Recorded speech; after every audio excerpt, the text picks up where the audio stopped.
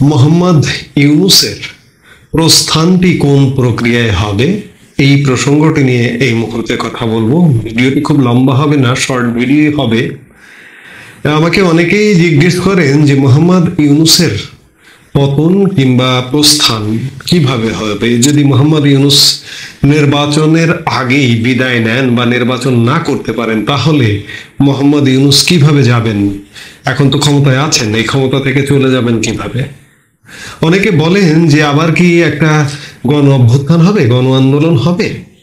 এক কথায় তাদের প্রশ্নের উত্তর দেব যে সেই স্টেজটি পেরিয়ে এসেছে।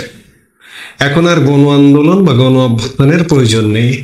গণ আন্দোলন কিংবা গণ অভ্যুত্থানের প্রেক্ষাপট কিন্তু রচিত হয়ে আছে। দেশের সাধারণ মানুষ, বিশেষ করে আইন শৃঙ্খলা এবং দ্রব্যমূল্যের কারণে সাধারণ মানুষ মাঠে নামবার অবস্থায় চলে এসছে। অন্যদিকে প্রশাসন সংক্ষুব্ধ, দুর্দান্ত সংক্ষুব্ধ, কল্পনাতীত। পুলিশ সংক্ষুব্ধ, সামরিক বাহিনীর একটি অংশ সংক্ষুব্ধ যে এটি কি চেয়েছিলাম আমরা, সবাই বলছে এটি কি চেয়েছিলাম। কাজেই গণ আন্দোলন, গণ অভ্যুত্থান, দেশের সাধারণ মানুষ, সাধারণ ছাত্র জনতা, প্রশাসন সবাই মিলে সেই স্টেজটা আমি খানিক আগে যেটি বললাম শেষ হয়ে এসছে। এখন মোহাম্মদ ইউনূসের প্রস্থানটি হবে যেভাবে, সেটি হচ্ছে বাংলাদেশ প্রস্তুত, বাংলাদেশের জনগণ, বাংলাদেশের প্রেক্ষাপট প্রস্তুত যে মোহাম্মদ ইউনূসকে আর মেনে নেওয়া যাচ্ছে না। মানুষ রীতিমতো দোয়া পড়ছে যে আল্লাহ তুমি রক্ষা করো, ইউনূসের হাত থেকে রক্ষা করো। এই জায়গায় প্রস্তুত হয়ে গেছে, একই সাথে বিশ্বও প্রস্তুত। আমরা যে মুহূর্তে কথা বলছি ঠিক তার কদিন পরে, এক সপ্তাহের কম সময়ে আগেই মার্কিন যুক্তরাষ্ট্রের প্রেসিডেন্ট ডোনাল্ড ট্রাম্প শপথ নিতে যাচ্ছেন। এটি একটি প্রেক্ষাপট। এছাড়া চারপাশের প্রেক্ষাপট তৈরি হয়ে গেছে। ভারত এবং অন্যান্য দেশ, যুক্তরাজ্য, রাশিয়া, চীন সব প্রস্তুত।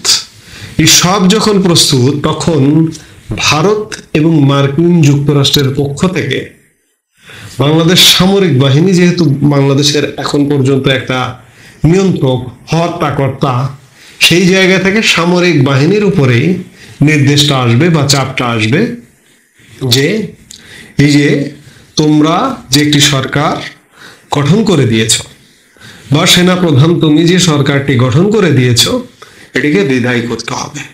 তখন সামরিক বাহিনীর সঙ্গে কথাগুলো এমনই হবে যে এই বিষয়গুলো নিয়ে আমরা এইভাবে চাই, বাংলাদেশ এইভাবে স্থিতিশীলতা আনয়ন করতে চাই এই জায়গা থেকে।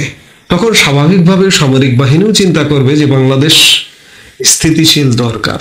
কারণ সামরিক বাহিনী যত কিছুই হোক না কেন, সামরিক বাহিনী হচ্ছে শেষ ভরসা। আর এই ধরনের দেশে, এই সংঘাতপূর্ণ দেশে আরো বেশি শেষ ভরসা। এখনো পর্যন্ত এই ইউনূস সরকার টিকে আছে বা ইত্যাদি, গণ আন্দোলন হচ্ছে না, গণ অভ্যুত্থান হচ্ছে না, মানুষ রাস্তায় নামছে না, শুধুমাত্র মানুষ ভাবছে যে ইউনূসের পেছনে সেনাবাহিনী আছে, সামরিক বাহিনী আছে, সেনাপ্রধান আছে। এই জন্যই মানুষ রাস্তায় নামছে না। না হলে আরো 3-4 মাস আগেই ইউনূস সরকার গঠনের 2-3 মাসের মধ্যেই আর একটা বিপ্লব হয়ে যেত। হচ্ছে না শুধুমাত্র সেনাবাহিনীর কারণে। তো সেনাবাহিনীর কাছে নির্দেশ বলি বা পরামর্শ বলি, কারণ আমাদের সারা বিশ্বকে নিয়ে চলতে হয়। আজকের দুনিয়ায়, আজকের পৃথিবীতে দরজা বন্ধ করে দেশ শাসন করা যায় না। সেই জায়গায় সামরিক বাহিনীও সারা বিশ্বের সাথে নির্ভরশীল, নানাভাবে জাতিসংঘের উপরে নির্ভরশীল, অন্যান্য দেশের উপরে নির্ভরশীল। সেই জায়গা থেকে সেনাবাহিনীতেই নির্দেশটি আসবে এবং সেনাবাহিনী সেই ব্যবস্থাটি নেবে এবং একটা গোপন নির্দেশ দেবে ইউনূস সরকারের উপদেষ্টা পরিষদকে। প্রকাশ্যে নাও হতে পারে, আবার হতেও পারে যে রিজাইন দিন, আপনারা পদত্যাগ করুন, পদত্যাগ করে চলে যান। এবং ওই নির্দেশনা পেয়ে ইউনূসের 1 ঘন্টা আর থাকবার ক্ষমতা থাকবে না। এবং সমন্বয়ক বলুন আর এটা বলুন সেটা বলুন, আন্দোলন করেছে, বিপ্লব করেছে, অভ্যুত্থান করেছে, এগুলো সব কিচ্ছু না, এগুলো কিছুই না। সেনাবাহিনী যদি, ওই যে আমি বারবার বলি, এর আগের ভিডিওতেও বলেছি, একাধিক ভিডিওতে বলেছি যে 5 আগস্ট যদি সেনাবাহিনী এই প্রক্রিয়াটার সাথে যুক্ত না থাকতো, সেনাবাহিনী যদি চাইতো 5 আগস্ট ঢাকা শহরে একটা পাখি ঢুকতো না। কিন্তু সেনাবাহিনী শেষ দিকে গিয়ে ভেবেছে, বা যে কোনো কারণে যেভাবেই হোক পরিস্থিতি একটা ক্রিয়েট হয়েছে যে না, আওয়ামী লীগ সরকার থাকবে না, শেখ হাসিনা সরকার থাকবে না, এরা ঢুকতে চাইছে ঢুকুক, এদের আশা আকাঙ্ক্ষায় বাস্তবায়ন হোক। তখনকার প্রেক্ষাপটটি কিন্তু এমন ছিল, কিন্তু আজকের প্রেক্ষাপট সম্পূর্ণ ভিন্ন রূপ। এই যে গতকালকে আপনারা নিশ্চয়ই ভারতীয় সেনা প্রধানের বক্তব্য শুনেছেন যে ভারতের সেনাবাহিনীর সাথে বাংলাদেশের সেনাবাহিনীর সম্পর্ক এখন পর্যন্ত কিন্তু কোনো সংকট দেখা দেয়নি, সম্পর্ক সুসম্পর্কই রয়েছে। তাদের সাথে যে বিনিময় বিভিন্ন, যেমন ভারতীয় সেনা প্রধান জনাব দ্বিবেদী বলেছেন যে এনডিসি কোর্স করতে এসে ভারতের সেনাবাহিনীর অফিসাররা বাংলাদেশে কিন্তু এই পরিস্থিতির মধ্যে এসছে। শুধুমাত্র সামরিক যে যৌথ মহড়াটি বন্ধ আছে, তাছাড়া দু দেশের মধ্যে যে বিনিময়, বিভিন্ন বিনিময়, সেগুলো কিন্তু অব্যাহত আছে।